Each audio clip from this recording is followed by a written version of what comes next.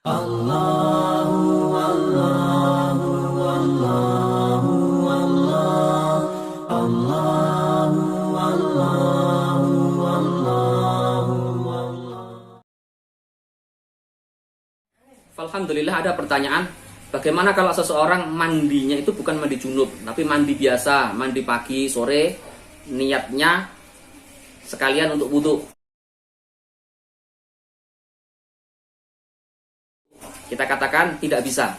Jadi yang dimaksud mandi yang mana seseorang itu setelahnya tidak perlu lagi wudhu adalah mandi junub, mandi wajib, itu yang dimaksud. Atau mandi setelah selesai haid dan nifas, itu yang dimaksud. Jadi seseorang setelah selesai haid dan nifas mandi besar, kemudian langsung sholat, tidak usah wudhu lagi, tidak apa-apa.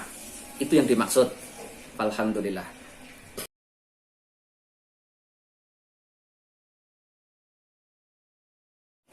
Apa yang diharamkan bagi orang yang berhadas besar? Ya, yang diharamkan bagi orang yang berhadas besar itu yang pertama adalah tidak boleh tinggal di dalam masjid. Orang junub tidak boleh tinggal di dalam masjid, kecuali ada pengecualiannya. Kecuali hanya sekedar lewat, satu. Yang kedua, pengen mengambil barang di masjid, boleh. Atau yang ketiga, orang yang junub ini sudah berwudu dulu. Jadi sudah berwudu, kemudian boleh tinggal di dalam masjid. Ini.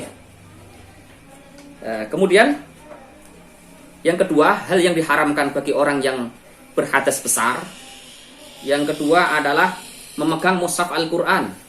Ya, ini jelas.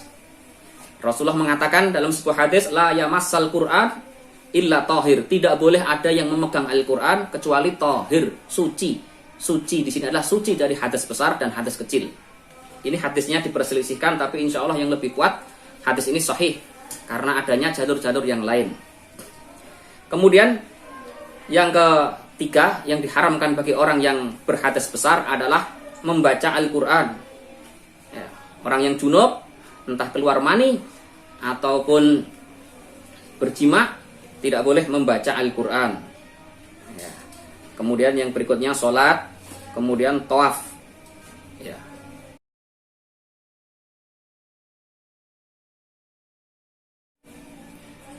Tayyib, alhamdulillah, ulama berbeda pendapat dalam hal ini. Tapi ada satu hal yang jelas, perempuan yang haid tidak boleh memegang Al-Quran. Ini lebih gamblang, lebih jelas. Ya, perempuan haid tidak boleh memegang Al-Quran. Bagaimana kalau membaca?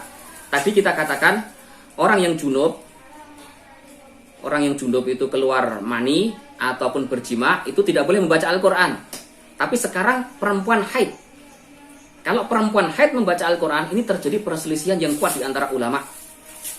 Jumhur ulama mengatakan tetap tidak boleh membaca Al-Quran. Pendapat kedua, insya Allah lebih kuat. Pendapat kedua mengatakan perempuan yang haid boleh membaca Al-Quran. Ya. Tapi tetap lebih baik jangan. Lebih baik jangan membaca Al-Quran. Kenapa? Karena ada kaidah al-khuruju minal khilafi mustahab. Keluar dari perselisihannya para ulama itu hal yang baik, yang dianjurkan. Maka lebih baik perempuan yang haid dan nifas tidak membaca Al-Quran. Walaupun pendapat yang lebih sahih boleh.